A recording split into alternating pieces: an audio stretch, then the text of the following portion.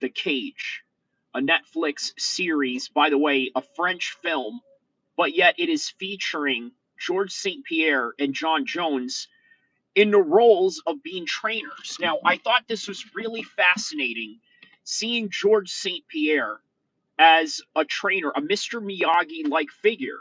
And then also, John Jones was featured in the movie, and I'm not going to explain how or what capacity he was in the movie, but I don't want to spoil anything for anybody. What I will say John Jones did in this movie was pivotal to the decision that this young man, this main character, had to make in this movie.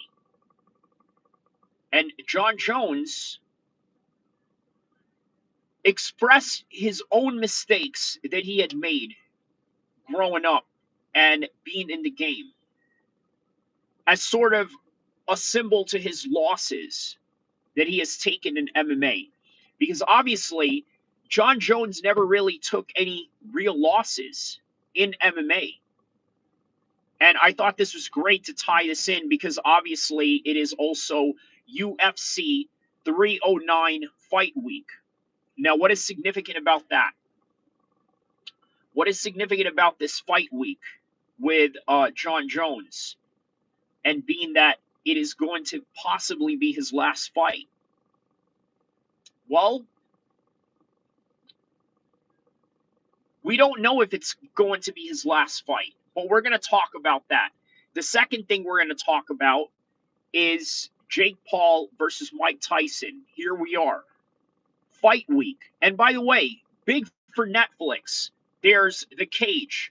Great that they were able to implement it during the fight week of John Jones and Stipe Miocic because it does feature John Jones in it. So it's a great promotion for that particular event that is happening in the UFC.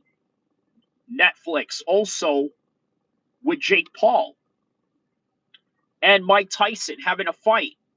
And then you got Cobra Kai released new season in the same week. Man, you got to admit, Netflix is winning. Netflix is winning big time. They got The Cage, the French movie. And by the way, I urge you guys to watch this in its original audio of French because I don't think you can really capture the emotions of people that are not speaking in their native language. Now, there are moments where this man, Taylor, the main character, speaks to John Jones in English, obviously. But it makes sense why, well, I'm just going to say this. George St. Pierre had more of a role than John Jones did in this particular Netflix series. And I think that is predicated on the fact that he's a French guy. Hi. Somebody here with, I believe, an Urdu name says hi. Let me know what your name is in Urdu. Because obviously I can't read Urdu, but I do see that you say hi here. So hello to you as well. So, okay, that's the conversation, right? The Cage, Jake Paul, is he the A side versus Mike Tyson, who's a little bit old in the tooth, looking good, stud muffin M dot says, all right, well, thank you. Thank you for that. Is he the A side? And you got to remember, Mike Tyson was the guy that brought Jake Paul into boxing, not in a sense of being his trainer, but rather as somewhat of a promotion. Just me doing comics, Kanye West. I don't understand what the Kanye West reference is, but on any regard, so okay. Not 12 ads is insane. Not the 12 ads is insane. I don't understand what that means. The 12 ads is insane. Okay. Well, further elaborate what that means. Nice beard. Thank you. So, we're going to go in order with the topics that we're going to talk about. And obviously, you see it on the description, right? Netflix, The Cage. How does this relate to real life MMA? That's the first topic. Number two, is Jake Paul now the A side? I believe the answer is yes. Topic number three, John Jones fighting this weekend, possibly for the last time. Damn, nice voice. It kind of, all right, whatever. Um, so John Jones is, what's your opinion on SpongeBob edging to KSI? I don't really have an opinion on that. I didn't know SpongeBob was a real person to that degree. So, yeah, on any regard, the third topic is UFC 309, the preview of the entire card. By the way, I'm going to do a full breakdown on that card sometime this week, probably sometime today. I'm going to go record it as I'm doing this live stream right now. What SpongeBob edging to KSI? Yeah, I don't understand what that comment meant or what they are trying to imply. But please don't make any inappropriate comments on the comment section below. You will get banned. That is just the warning. And here we go. So Netflix, The Cage. I've been watching French films for a very long time, right? Especially French gangster films. M. Dot here says Jones has true grit. He does. And we're going to get to that particular topic in a second. So stay tuned. So over the years of watching French films, French gangster films, this particular film really wasn't any different in that particular trajectory. The only difference was that it involved mixed martial arts in the European scene. And by the way, they depicted it very well. And I thought that it was very much amazing. It was very amazing how they were able to put together real life concepts of Aries Fighting Championship, KSW, and then on top of that, being able to bring in characters that were part of that world. For example, Fernand Lopez, a known coach in France, but not only that, an owner of Aries Fighting Championship. And it's very important to understand, right? They're using real life characters, such as Fernand Lopez, being that he's a trainer in Paris, being that he is the true owner of Aries Fighting Championships, and by the way, was very instrumental in the story, The Cage, right? Playing as himself. Now, who else was playing themselves in this movie? John Jones was playing himself as John Jones. George St. Pierre was playing himself as George St. Pierre. Now, once again, I said on the disclaimer of the description below that I'm not going to give any spoilers for this particular show, miniseries, or movie, whatever you want to call it. You got to watch it on Netflix. But I will say there was a scene where Taylor, the main protagonist of the show, went to Montreal to train with George St. Pierre, and let me tell you, George St. Pierre looked like the absolute Mr. Miyagi of all Mr. Miyagis, right? I mean, he played the role down to the T. Look, if there's any guy in the world that is going to train you for mixed martial arts, it better be George St. Pierre. You want to know why? George St. Pierre, in my humble opinion, is the most well-rounded mixed martial artist of all time. There is no doubt about it. He is the most well-rounded mixed martial artist that I have ever seen in my entire life. Now, why is that? The guy knew how to strike. He knew how to use explosive movements such as Superman punches, implement them in a very tactical manner. He knows how to shoot the takedowns when the takedowns need to be shot. He knows how to fight in clinch positions. He knows how to fight in range. He's got great boxing and good jabs. George St. Pierre, I swear to you, is the most well-rounded mixed martial artist of all time. And by the way, here's another information I could give on the show, right? The main protagonist was a 170 fighter. Now, there were a few scenes where he fought at 185, but for the most part, he was a 170 fighter. And I think I'll even reveal this. He did a one-night tournament, and by the way, what's crazy about it is that there were a lot of unexpected turns in this movie. And by the way, this movie or show reminds me a lot of Creed and Rocky. And weirdly enough, John Jones makes references to Rocky back in those days. Are you okay with KSI edging back to the skibbity duck guy says? Yeah,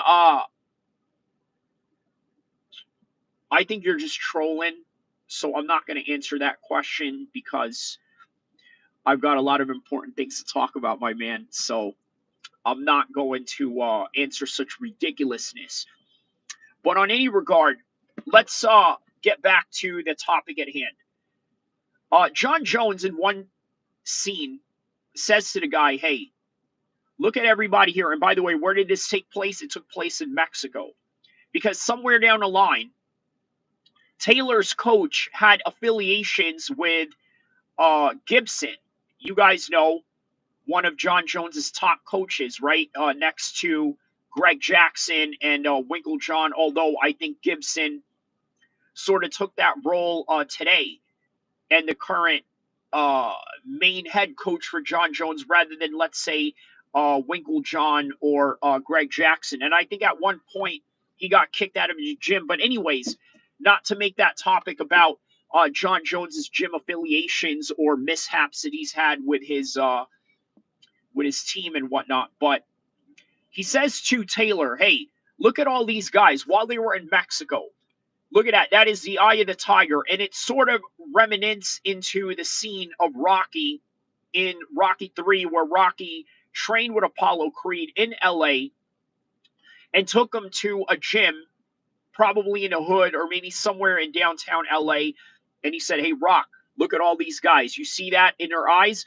That is the eye of the tiger. That's what you need back in your life right now. That's what you need in order to beat this guy, in order to win this fight. So now, the movie talks about the motivations of fighters. Okay, because there are times where you feel extra motivated, you feel very gung-ho about your situation. You feel the highest point of optimal state of arousal when it comes to your performance, right? So, in other words, you know that, hey, you know what? I'm going to perform very well in this particular day, in this particular time, and everything is firing in all cylinders, right? And that's why I say the optimal state of arousal. But then, somewhere down the line, all of that can get pushed out, and you become very demotivated for one reason or another. And the movie honestly depicts that notion in the best way possible. They have a great depiction of understanding a fighter's feelings, a fighter's anxiety, and everything that most normal fighters worry about. Look, there are guys out there that are absolute sociopaths, right? They don't have any feelings in the world, and they are able to go out there and perform without being scared. This is why I say, if you're a psychopath and you fight in MMA, it is honestly the best base for you, never mind just the particular styles that we're talking about, like the base in mentality, right? Being psychotic helps you with the nerves because, quite frankly, not a lot of things really shake you. You have to think, what makes a person a sociopath? And I didn't want to get off the beaten path of the main topic that we're talking about, but let's just answer this question. What makes a person a psychopath or a sociopath? Well, certain experiences, right? So if you are a psychopath or a sociopath and you go into the cage, you're already going in there with a set of trauma that is either unsolved, unresolved, or untreated. And as such, it's easier for you to face another trauma, which, by the way, in reality, that other trauma competing in the cage is not really traumatic at all. When you really look at it from the business perspective, you're getting paid. You're looking at it from a clout perspective. You're gaining more followers as each fight goes on. You're becoming a lot more experienced in a sport that you are training at. So why is it bad? Obviously, it's not. So in the mind of a sociopath and a psychopath, they're going to look at this and say, hey, you know what? This trauma really isn't that traumatic at all. And therefore, it's easier for them to go in. And that's why I think the more psychotic that you are, the better that you do in mixed martial arts. But here's the downfall of it. The downfall of it is that if you're a psychopath, yes, you're not afraid of anything, but you're going to make mistakes. It is always the guys that are afraid that know how to not make those mistakes because they're so afraid that they want to have everything down intact. They want to have all their techniques and their ducks in a row because they're afraid.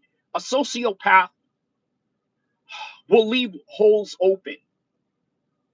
A psychopath will leave holes open. That is the reality of the situation. So that's why, from a fight mentality perspective, we got to ask ourselves, is it better to go in there with fear, or is it better to go in there with no fear, but just absolute reckless abandonment? And I think the answer to that, if you have a high fight IQ or have a great understanding of the sport, you know what the answer is. You know what the better approach is.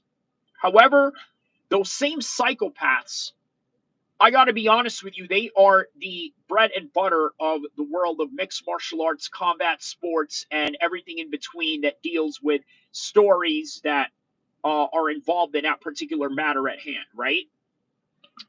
So, this movie gives a great depiction of that particular matter and that particular notion. You see, George St. Pierre was once told that, hey, you know what? You have mentality problems when it comes to walking in that cage, meaning that you're too scared, you're too afraid. And he got made fun of by Matt Serra for going to a sports psychologist. And I want you to really put that in perspective, right? This was in the late mid 2000s when all of this was going on. So we're talking about 06, 07, 08. Completely different from 2024, where today everybody is all about, mental health.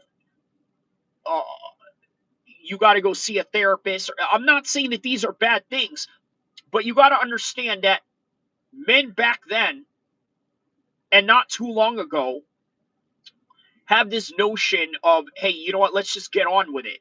Not George St. Pierre. He decided to go see a sports psychologist to see what was going on with him, to see what was wrong. And did he find it? Well, no. Well, he did. He did find it. He did find it. Uh, the reason why I said no is because obviously he had problems finishing his opponents at the latter stages of his 170 career. But obviously he got over that when he defeated Michael Bisping. Okay. And by the way, that same place in Montreal that Taylor, the main character of the show, was taken, that's where he trained for the Michael Bisping fight. Another interesting thing about this, right? Obviously, in the end, the good guy or the protagonist always wins, right? So, like I said, I wasn't going to spoil anything, but I think you guys know that good guys always win in the end, right? Especially if the whole entire show is about them. So that's no surprise. And I had to say that because I had to say this. George St. Pierre, as the coach of Taylor, walks out of the arena after he won. He looks at him, he looks in the cage, and he says, hey, you know what? He did great. Now I'm out of here, which is quite different, right? Most trainers, they stick around after a win. I wonder what made this particular scene so dramatic, right? I think it was symbolic in a way, symbolic of George St. Pierre's own career. Because when he was walking away after he had won and celebrated, that symbolized that George St. Pierre was saying, hey, you know what? There's a lot of dirty tricks in this game. There's a lot of dirty people that are in this game and within your circle.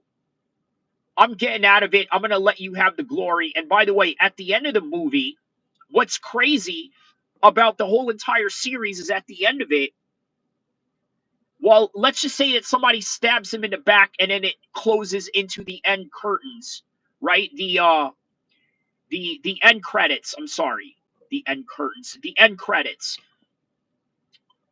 which I thought was like, wow, this is very lackluster in a way, right? Because you often expect a movie with a known protagonist to succeed and not worry about strife in any kind of way. And then the opposite was true for the end of this. But again, I didn't want to spoil this, but I thought it was very important to bring this up. So George St. Pierre walks out of the game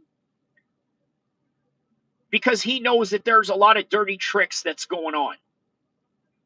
That's the main hypothesis or the main synopsis that I took out of the end final episode. So yeah, there's going to be more on the cage topic, but let's move on to the next topic at hand, right? Obviously, Jake Paul and Mike Tyson. Now, Jake Paul and Mike Tyson. How did Jake Paul all of a sudden become the A side of this particular fight? I think we know why. We live in a different modern world now, right? Which, by the way, translates and correlates to what we're going to talk about with Netflix. Mike Tyson came from a world, was a famous man during the age of cable television, pay-per-views, big TV networks. That's who Mike Tyson was when he was famous. He was friends with Tupac, which during the time of that music industry, you had to buy the actual tangible CD. You couldn't just go and purchase it on your Apple store. There was no such thing. So, what I'm trying to get to you is that Mike Tyson was famous. Him and his buddies were famous at a very different time era. Okay? At a very different time era. So, Jake Paul is famous in a different time era. In an era of Vim, in an era Vimeo, in the era of YouTube, in the era of WhatsApp, in the era of all these social media networks that you can translate into monetization for your brand. As a result, I think that it gave him a bigger reach. And not only that, his audience is even younger. So the fact that his audience is even younger, what does that translate exactly? That translates to more people, new audience, whereas the majority of Mike Tyson fans from the past either have lost interest in that particular world of fighting or lost interest in the Mike Tyson brand, period, or have passed away. So this is the reason why I say that Jake Paul is a lot more recognizable in the world today than Mike Tyson. That is why he's the A side. Now, is Mike Tyson a big star? There's no doubt about it. Aside from the fact that old boxing heads know who he is and have seen his work from the past,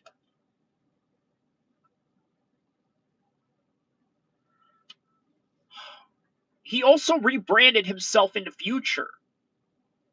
He was a podcaster. He was an owner of a plant company. He was featured in movies. By the way, with his new tattoo that is famous for his iconic image now in his latter stages of his life. So he rebranded himself. So make no mistake, Mike Tyson still holds a lot of clout, but not the kind of clout that Jake Paul has. You see, a lot of guys my age, because I'm 39 years old, right? A lot of guys my age, they look at what Jake Paul does as sort of a fraud.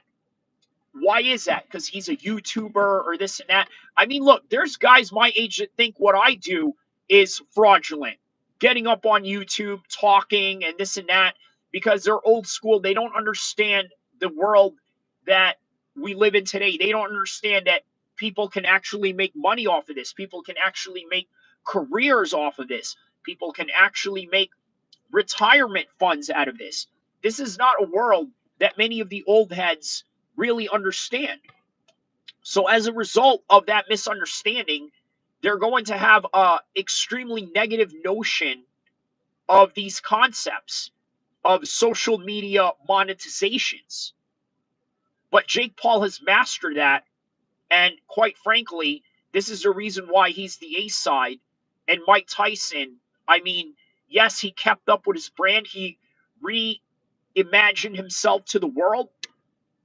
But you got to think in perspective, right? Mike Tyson used to be known as a convicted rapist. What changed? Well, I'll tell you exactly what changed. What changed was the perception that people had of him. And I'm going to go religious on this one. He became a Muslim in prison. There is a saying that goes, when you convert to Islam, all of your sins are wiped away. And not only that, when you become a lot more spiritual, people start liking you even more. And I think that's what happened with Mike Tyson. You look at him, he's a very likable person.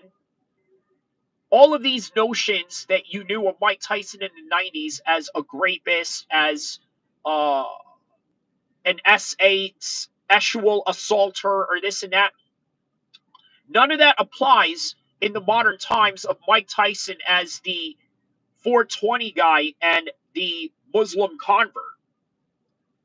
That's how you see Mike Tyson today. So, as such, you see him with his great beard. He looks like an aging scholar.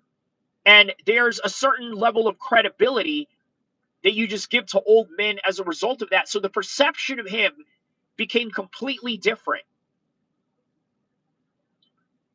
But the Mike Tyson that people knew back in the days was an absolute consummate vicious animal. And as a result of that, being an absolute animal, that was a perception that people had of him, and they stuck to it up until, well, his sense of invincibility started dwindling down. Okay? Once that sense of invincibility started to go down and people looked at him differently after the Lennox Lewis fight, people looked at him differently after the Evander Holyfield fight. He retired and then he had to go reinvent himself. And then as he reinvented himself, he had to develop a personality. developing that personality gave him these different avenues: podcasts, weed, different media outlets, different media opportunities, being an ambassador for the UFC. And then on top of that, getting these exhibition fights with Roy Jones Jr. And by the way, contrary to the belief of many boxing experts, he looked very technical in that matchup because I think he was forced to do so because he obviously had to fight in a very exhibition type of matter. So he had to fight technical rather than trying to kill someone. And I think that in and of itself lended a new and different style that we may see in this fight. But nonetheless, Jake Paul is the A side. And if you want to know why he's the A side, rewind back to everything that I just said, because a lot of it just deals with the difference and contrasting nature of modern media versus the media of the 90s. That's really what it comes down to. So now, the preview for UFC 309. Now, obviously, we know about Jon Jones and Stipe Miocic and this fight being the potential last hoorah for Jon Jones. He did say that he will entertain the idea of fighting Alex Pereira, but many people are requesting Tom Aspinall. Now, is that ducking? There's a good chance and a good reason to believe that it is. Let's just be honest, okay? Really, let's really be honest about this.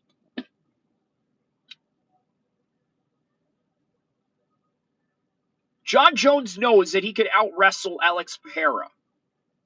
He doesn't know if he can out-wrestle Tom Aspinall. Jon Jones knows that he doesn't have the best footwork in the world.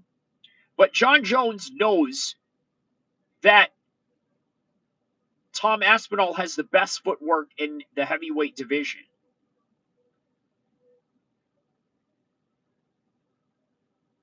I got to tell you, Jon Jones has a very high fight IQ.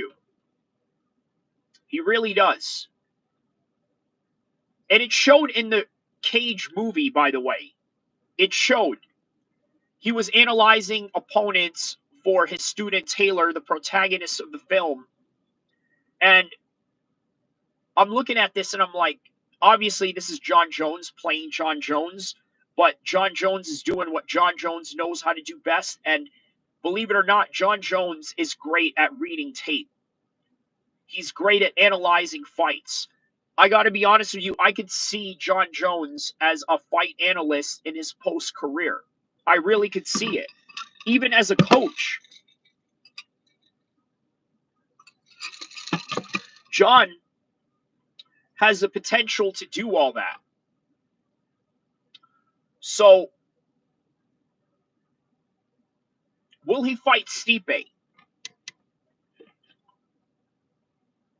You know what? I want to be optimistic about this, right? Because everybody in the world is very dismissive of his intentions. I'm going to say there's a good chance. There's a good chance that Jon will fight Stipe, beat him, and then fight Tom Aspinall afterwards when the money is right. Because here's an element that I think a lot of people are not talking about.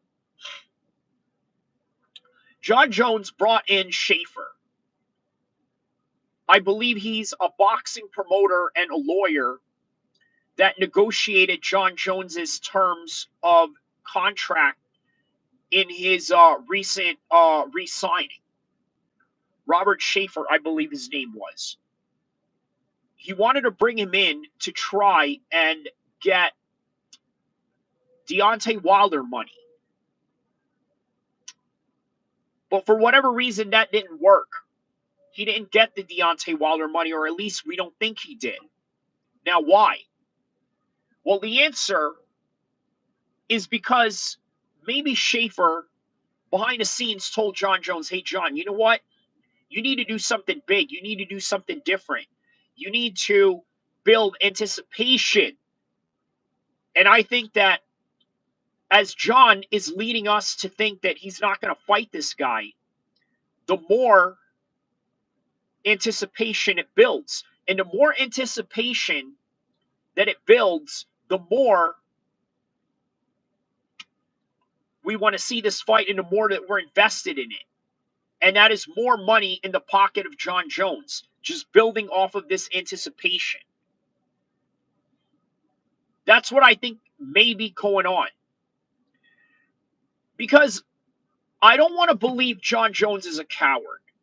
A lot of you want to believe that because many of you, quite frankly, are depressed human beings who want to see the worst out of people. You don't want to believe anything good out of people, right? You ever met those people that are like, hey, you know what? I just got a job at such and such or somewhere prominent or this and that. The first thing you're going to say is, oh, he's lying. He's BSing or this and that. You don't want to believe it. You want to know why? Because a lot of you don't like to believe that anything good comes to anybody else because your lives are miserable. Let's just be honest about that. You don't want to believe it. You don't want to believe that anybody can go out and achieve anything. And by the way, this Cage movie in Netflix really showed a lot of that. This kid was constantly being told, hey, you know what? You're not good enough. His first coach did not even want to coach him because he said, you know what? I just don't think you have what it takes. Just an absolute pessimist. And that's the word that I'm looking for right there.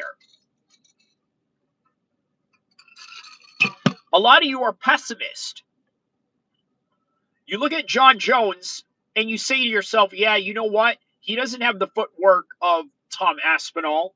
He doesn't have the jiu-jitsu of Tom Aspinall, or does he? You don't know that. We do know he fights very flat-footed. He doesn't have the footwork, but it's not like John Jones doesn't have everything else, which he does. He has it all.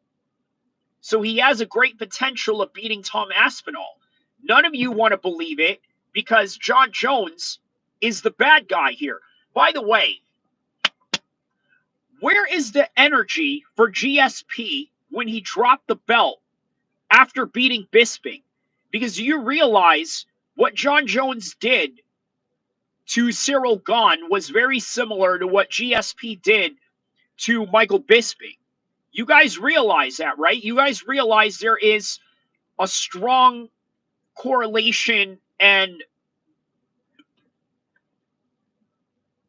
similarities to this situation. Do you not see that? But why is it that we're okay with George St. Pierre doing it? For a couple of reasons. Number one, George St. Pierre never had serious scandals in his career. And as a result of that, we think the good of him. John Jones has had so many mishaps that we only think the worst of him. And as a result of thinking just the worst of John Jones, we never believe in anything good that he does. And that's just the reality of it. Now, here's an interesting concept that I wanted to bring up about George St. Pierre, right? How do you guys know that George St. Pierre is a good guy? Because he shows you, and again, this is not an attack on GSP. I swear to you it's not. I love GSP. That's my man. One of my all-time favorite fighters, okay? But I'm just bringing up an intelligent question to try and understand the world from a bigger perspective. Is John Jones a bad guy? Well, for a lot of you, you say yes, he is.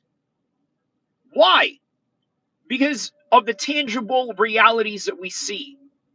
But what about the things that we don't see? That right there is something a lot of people don't really think about with George St. Pierre. They don't think about the fact that he could be a bad guy. They don't think about the fact that he could be doing and committing atrocities behind closed doors that we know nothing about. Again, none of you expected any of this from P. Diddy. But again, I'm not saying that GSP is this kind of guy. What I'm trying to say is that what you show is the only thing that people know. That's the best way to really put it. What you show is the only thing that people know.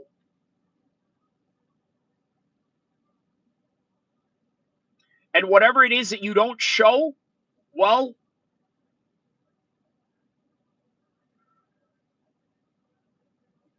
that's only for the world to create their own interpretation about it.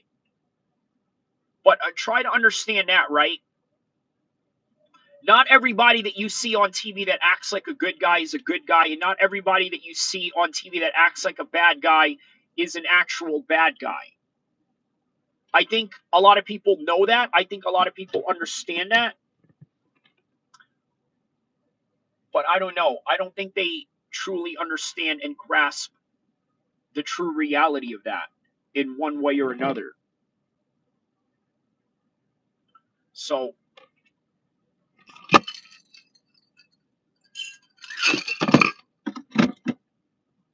let's go for a drive. And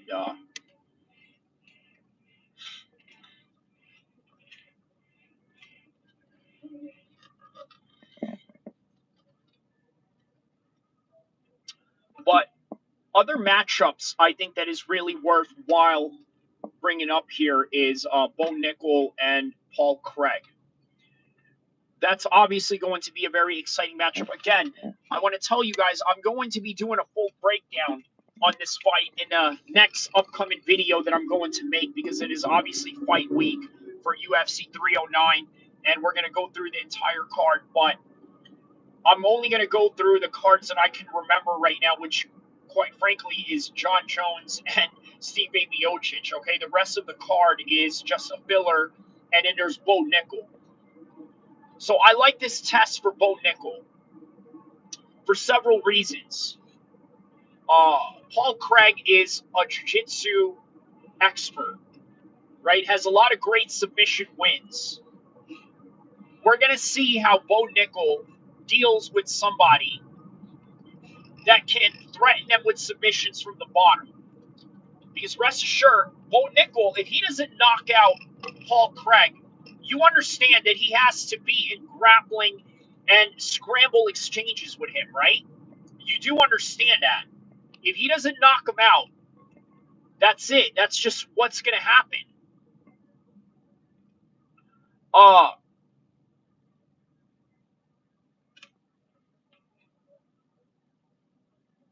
what sort of submissions can Paul Craig threaten uh, Bo Nickel with? Can he threaten him with, let's say, triangle chokes from the bottom? Yeah. Especially if Bo Nickel shoots a double leg, takes him down, then what? I can also see a world where if he doesn't take him down, or if he takes him down, he lets him back up again. George St. Pierre did this same style against Jake Shields. He did the same thing to Jake Shields. Every time he took him down, he let him back up again and again and again. Right? Reason for that, he didn't want to test his guard. Paul Craig has a good guard, and when George St. Pierre fought Jake Shields, he had a great guard. And by the way, Jake Shields is sort of known for inventing the phrase or inventing the style known as American Jiu-Jitsu, meaning that he's dangerous off his back, but he's also great at taking you down and maintaining top position as well. Now, with Paul Craig, unlike Jake Shields, he doesn't have good top position. Not at all. By the way, for those of you that are wondering where I'm from and where I'm tapping in, this is right here in Sacramento, California. Right here, guys. I am in Sacramento, California, represent, and we are driving down West Capitol Avenue as we speak right now, previewing UFC 309. John Jones versus Stipe Miocic. And then on top of that, you got Bo Nickel taking on Paul Craig. The most exciting matchup of this whole entire card, honestly. We're finally going to see Bo Nickel tested on the ground. How will he do? How will he be affected by the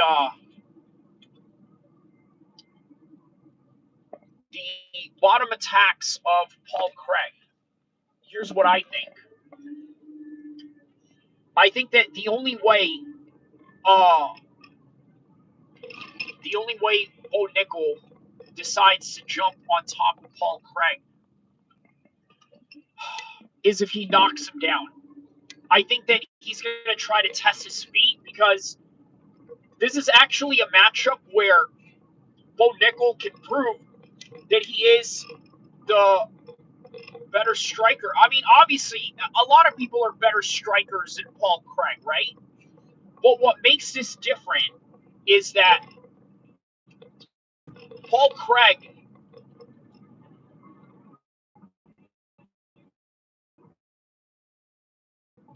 Bo Nickel has trained a lot of boxing when he was coming up in wrestling, right? So transition for him to get to MMA. It really was. Uh Man, I just don't see how that matchup is going to go. You know what? Wait for the preview that I'm going to make and the video that I'm going to drop on this particular matter at hand, right? I'm going to do the whole full entire card, and we're going to see how it goes from there. So, yeah, right now, that is all that I really have for this particular card. I mean, obviously, it's just a bit of a small preview. We talked about the trajectory of where John Jones is going to be after this fight. Huh. Man, really big week for Netflix, isn't it? Right? Really big week. Big week for Netflix. I mean, think about this, right? Okay. So the Cobra Kai uh, season premiering this week. I think we can talk about that as well. About this for a little bonus episode, right? The impact of traditional martial arts in the modern world of mixed martial arts today, right? Now, look, I think many people that are in their 30s or older, I think it's fair to say that they've been influenced by the world of traditional martial arts in a certain way, right? Because when the UFC came, it was almost like, hey, you know what? We're very familiar with this notion of one-on-one fighting. We're very familiar with the notion of kicks, the notion of takedowns, I guess, if you're in wrestling. But a lot of us grew up watching these Bloodsport, Karate Kid, Chuck Norris films, and all of that. And you can't help but think, like, man, you know what? This is the reason why a lot of people got into MMA was because of the Karate Kid, because of Cobra Kai, because of Bloodsport. Yes, was Royce Gracie a huge part of that whole entire ordeal? Yes, he is. He revolutionized the reality of what fighting is. Because prior to that, many people thought that heavy boxing punches, knockout power of Mike Tyson and George Foreman, all of that, they thought that that was real fighting. They thought that the fancy kicks that Jackie Chan or Van Damme did in the movies was somehow indicative of somebody that was dangerous. And to a certain extent, they are, right? A lot of these kicks that you see in Taekwondo and karate are very effective in a street fight. You ever seen that? I believe it was a street fight video with some SA looking dude and some emo skater looking white dude doing a karate stance, and then he goes and knocks him out with a head kick, right? I mean, that right there is a quintessential reality that a lot of these kicks and a lot of these punches, they still work. And they have been working for dozens and dozens of years. But as time went on, karate sort of had a bad rap in MMA for one reason or another, right? Like, in other words, a lot of people didn't really believe in karate unless it was Lyoto Machida, unless it was Michael Venom Page, unless it was, let's say, Kung Lee. I think Kung Lee was a good example of that. He used a lot of karate, a lot of taekwondo style kicks, and this and that. Even Usman, right? A guy who's not really experienced in karate in any kind of way, he sort of shows these same similar kick stances, right? The side kicks and this and that. So again, you can't say that karate and taekwondo are not a factor in the world of martial arts. They very much are. I'll tell you this, right? I've been practicing Muay Thai for a long time, but I've also practiced Taekwondo for a very long time. And I can tell you that these two contrasting martial arts styles have their own benefits, but they also have their own drawbacks. And I'm going to explain to you what those are right now. So when it comes to karate kicks, I think they come across a lot quicker than, let's say, Muay Thai kicks. You see, with Muay Thai kicks, you have to emphasize all of your hips and all of that motion into that thrust when you throw that kick. Whereas with Taekwondo and karate, you can throw kicks that are snappy, right? Fast, but not really like as if you're swinging a bat. So more like a smack rather than a swing at a bat. That is the best way to really describe the difference between a Taekwondo karate kick versus a Muay Thai kick. A Muay Thai kick is more like swinging a bat, and a karate kick is more like throwing a slap. So that's the best way to put it. Muay Thai kicks, swinging a bat. Karate, Taekwondo kicks, throwing a slap. That's the best way to describe it. Now, what are the drawbacks of a Muay Thai kick? They're sometimes too slow, but they're slow. When they hit you, they don't feel slow. They hurt because they were meant to hurt because, again, you're swinging it like a bat. What about karate kicks? Well, the drawbacks are you're not going to really get a knockout shot guaranteed, okay, with the type of snapping kicks that they do. It's not going to happen, at least not all the time. Although there was a matchup with a Saudi karate guy in the Olympics that got disqualified for knocking out his opponent. Because obviously, you don't really knock people out in Taekwondo, it's more of a point fighting system.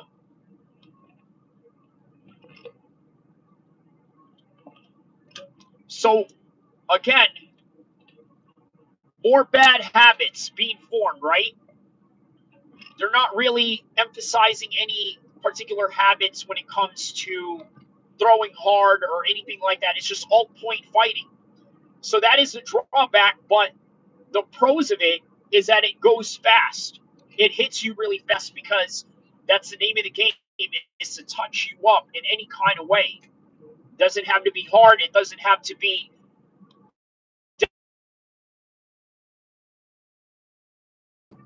It just has to be fast enough to touch you because the name of the game in Taekwondo and karate is tag. So that is all that we have for this one. I'm going to use these last 5 minutes to recap on every subject that we had just talked about in this particular matter. Obviously, we talked about Cobra Kai. They're going to have a season premiere coming up this week, the same week as Mike Tyson and John Jones fighting with both of them all on Netflix, by the way, at least not the UFC part. But what about the TV deal of the UFC? Let's talk about that. I think that right there is a separate video in and of itself, and I think I'm going to talk more about that on the UFC 309 preview. I'm going to talk about the future TV deals that the UFC is going to have, who they're going to have it with, and what they're going to do, how they're going to scatter different TV networks, how they're going to do it with different fight nights. Let's say they may do a Netflix fight night, they may do an ESPN fight night, they may do a DAZN fight night, but it's all going to be different. So we're going to talk about that, the future trajectory of that reality. Also, the preview to all the fights that are going on, we're going to respect all the fighters in that card, give them their undivided attention in terms of what they are going to do, their past record, how they got there, and the prediction and the preview that we can. And you know what? Here's another thing. I don't really like calling these prediction videos. I like to call them breakdown. You want to know why? Because in reality, not many people can really predict the reality of what is going to happen in these fights. You just don't know. You don't know what's going to happen in these fights. So it's not a good idea to call it prediction. But I think it's better to call it breakdown. Let me show you guys this. Some turkeys right here.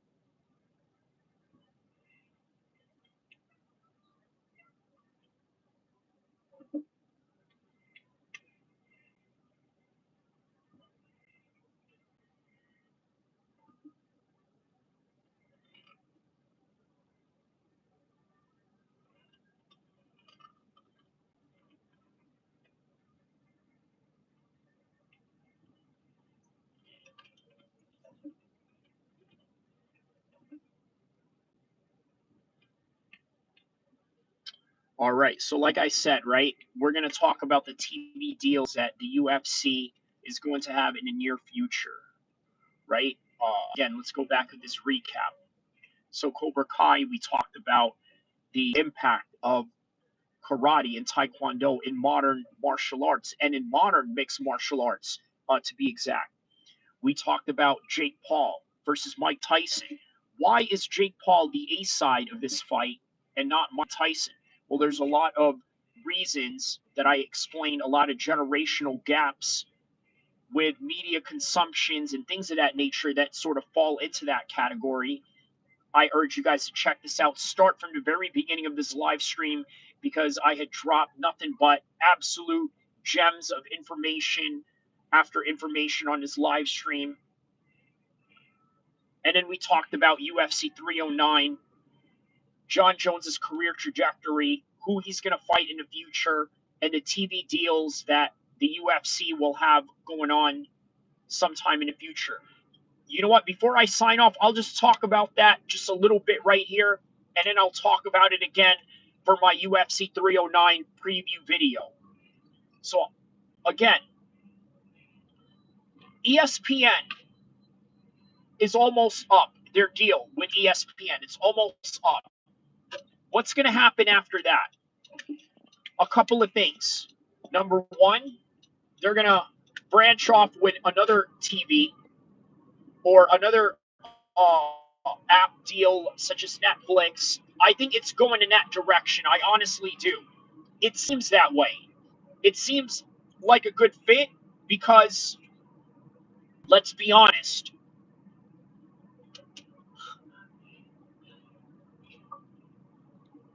they got Cobra Kai, The Cage, featuring John Jones and George St. Pierre, and then the Jake Paul and Mike Tyson fight all in the same week. So, in other words, they're going to use the Mike Tyson fight as a preview and sort of a taste tester to see how combat sports fans are going to react to the views and the success that it's going to hold in the space of combat sports. And if it's successful, which many people are projecting that it's going to be, guess what?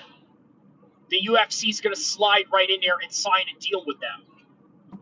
But I don't think it's just going to be with Netflix. You see, I think they're going to have fight nights that are going to be on Netflix. Some are going to be on ABC. Some are going to be on Fight Pass. There's a world that that can happen. And in some, believe it or not, we'll probably go back to Fox Sports. They'll probably do 3 Fox Sport fights in a week or this and that. Or I don't know. But there is a possibility where exclusive TV deals are no more. That could be a reality. And we're going to talk more about that in the next video. I hope you guys enjoyed this live stream. Don't forget to like and subscribe. I will see you guys in the next content, inshallah.